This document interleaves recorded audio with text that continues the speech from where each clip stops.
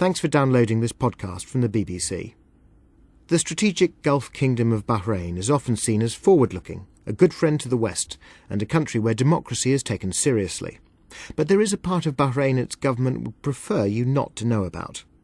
For Crossing Continents, Bill Law investigates the other Bahrain. Some listeners may find aspects of this programme disturbing.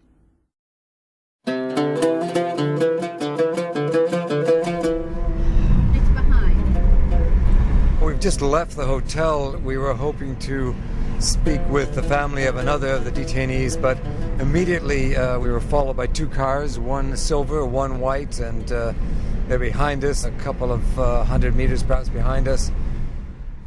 Under surveillance in a country that boasts of its path to democracy.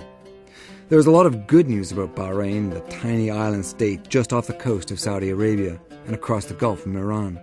It's become a significant Middle East financial centre with a steady and still growing economy. The capital city, Manama, is studded with soaring office towers and breathtaking residential developments. There's free health and education for its citizens and an elected parliament. Bahrain is home to both the US Fifth Fleet and Formula One racing. But there's a dark side to Bahrain.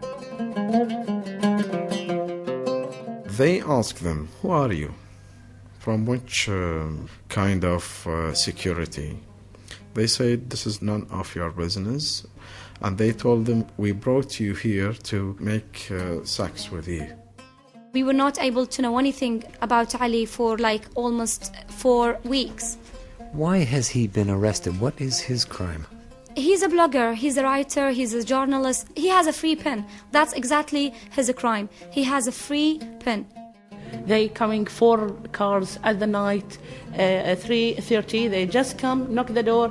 They ask, they call, what is Amir Jafar? The wife, she answered. They told her, if he not coming, we will break the door. 2 17-year-old boys, a blogger, a geologist. They don't know each other, but they share one thing. They are Shia Muslims, and they're all caught up in a sweeping series of arrests in August and September of this year. Human rights organizations estimate that between 400 and 500 Shia have been detained. That's roughly 1 in 100 Shia in a country with an indigenous majority Shia population. Bahrain is ruled by a Sunni Muslim royal family, the Al Khalifas.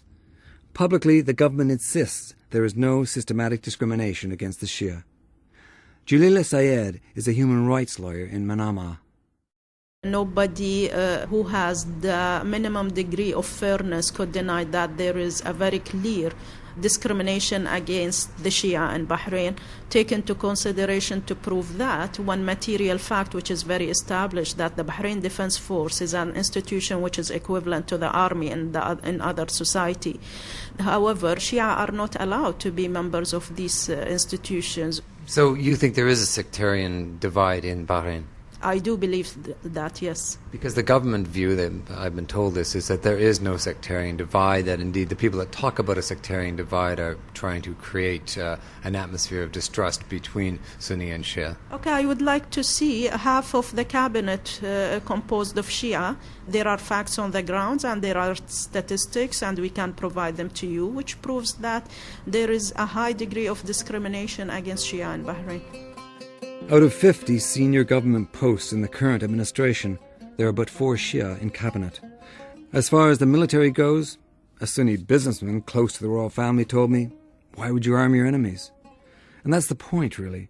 Unease about the rising power of nearby Iran has unsettled the Al Khalifas. But that's not a story the royal family wants to talk about.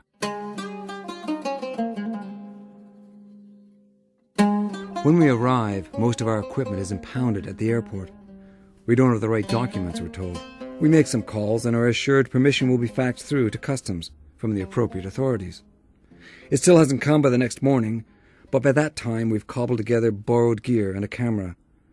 We're going to try and cover one of the biggest terror trials this region has ever seen. It involves 23 Shia oppositionists, including Jafar al-Asabi, a Bahraini with British citizenship. The prosecution originally charged the men with plotting the overthrow of the government, but the charges were scaled back to financing and leading a terror organization. As we leave the hotel, I notice a young guy, white baseball cap, designer shades, brown t-shirt, jeans, and a mobile phone pressed to his ear.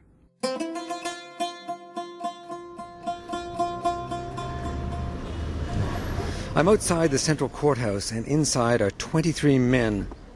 Their lawyers, who have been denied full access to their clients, allege evidence was extracted by torture, a charge the government denies. And outside the courthouse, there are riot police positioned just in front of me. There's a line of women riot police, and sitting in front of them are the wives, the daughters, the mothers of some of the men who have been charged. And overhead there's a police helicopter circling. Well, the trial has attracted a lot of interest, not just from police and families, but also from human rights activists. And I'm joined by Mohammed al-Masqati, the president of Bahraini Society for Human Rights. Mohammed al-Masqati is 23 years old, a Shia and the president of the Bahrain Youth Society for Human Rights. Over the past 6 months, his organization has been documenting allegations involving the abduction and mistreatment of Shia children. Anyone under the age of 17 is a child under Bahraini law. Abductions by plainclothes officers of the NSA, the National Security Apparatus. They kidnap and they take them to unknown place and unknown places. Yeah, and they tortured and they threatened them to not participate in political activity. So what you're saying is that the police are picking up kids, taking them to hidden places. They nag them and stripping their clothes off. Yes, torturing them. Actually, most of them they beat them in their legs and also in the back. Now, this is a very serious charge that young people, children, are being taken, stripped naked, beaten, thrown back out on the streets or on a beach somewhere. What's the government doing about it? Nothing. Actually, nothing. No investigation? No investigations. They say that this is a secret case because who is involved in this case or who's complaint against is the police. So they don't give any information about cases against police to the public. Human rights organizations say that in many instances, the alleged abusers are Sunnis, recruited from the Yemen, Syria, Jordan and Pakistan, and fast-tracked to citizenship. Still outside the courthouse and hoping to get in, I meet up with Mohammed Ahmed, one of the lawyers representing the defendants. He's on his way into the trial. The trial is about to start in the next 15-20 minutes. Now, as a lawyer, how much access have you had to your clients?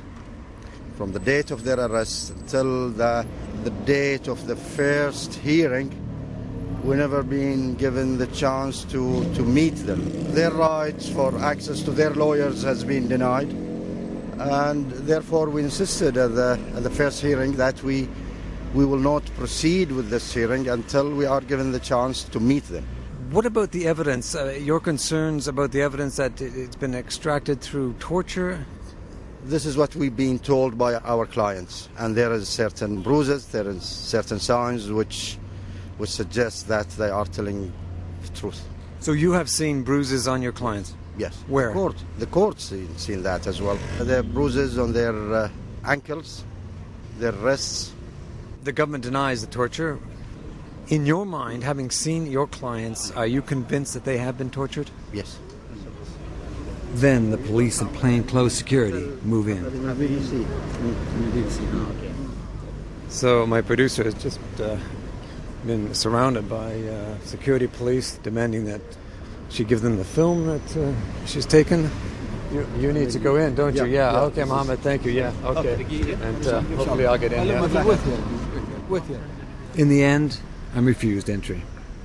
Well, we're just walking away from the courthouse, having been turned away, and glanced behind me, and there's a chap following me. He's wearing a brown T-shirt, and he was at the hotel when we left this morning, and he's on his mobile phone chatting away. So we've acquired a minder as we head away from the courthouse. My name is Antoine Osdin. I'm a lawyer in France, and I've been sent here by the International Federation for Human Rights to attend the trial, which took place this morning. We're giving a lift to a young French lawyer who has just observed the trial from which we were banned. And you had an opportunity to speak to one of the defendants. Who was that, and what did he tell you? So the defendant was given the opportunity to speak is Mr. Abdul Ghani Kanjar. How were you able to speak to him? He was just behind me, so we were able to exchange a few words, but just a few words, because the lawyer, the Bahraini lawyer who I was with, told me that if I kept on exchanging words with him, I could be thrown out. He confirmed that he had been tortured during the inquiry phase of this procedure, detained incommunicado for 85 days. Just one other question before you hop out. How did the defendants look to you? Well, all of them were shaved, beards and hair. Their heads were shaved? Yes, heads were shaved. And beards? And beards, yes, systematically. This allowed me to make a difference between the policemen seated with them and the detainees, because all of them were shaved. And the detainees I could spoke with told me that they had been forced to shave. Night comes quickly in Bahrain. Against an ink-black sky, the high-rise towers of Manama wink and glitter in the cool evening air. We've just left the hotel, and we're going to meet some of the families of the men who are facing charges.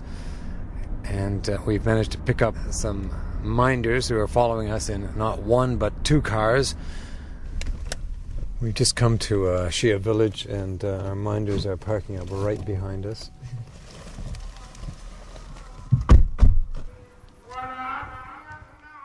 We've come to the home of an activist who heads a banned human rights organization. In a large sitting room are women dressed in black abayas and headscarves. The children hug them close. There are a few men, but it is the women who stand out. The lawyer, Antoine Osada, is taking statements from them. And what did your brother say? التعذيب كله نفس الشيء بس ركزوا على ظهره نمسوا عملية. He was tortured all his body, but especially on his back. What was the aim? What did they want by torturing him? To confess that he's yeah. Okay. The women's testimony is stark. They tell of men taken from their families in the middle of the night. They talk of their loved ones being tortured.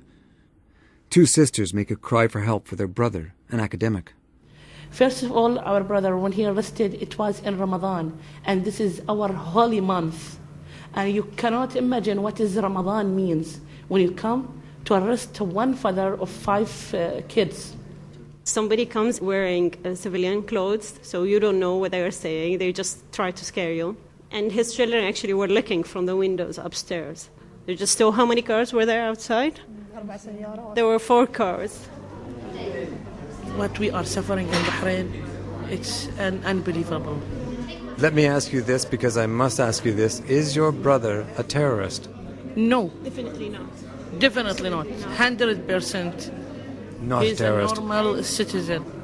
Has he criticized the government at all? Publicly, definitely not, and not even among family. At one point, I'm taken into a side room to meet 2 boys who tell me through a translator that they were picked up on the streets of Manama in the early hours of the morning by men in civilian clothes.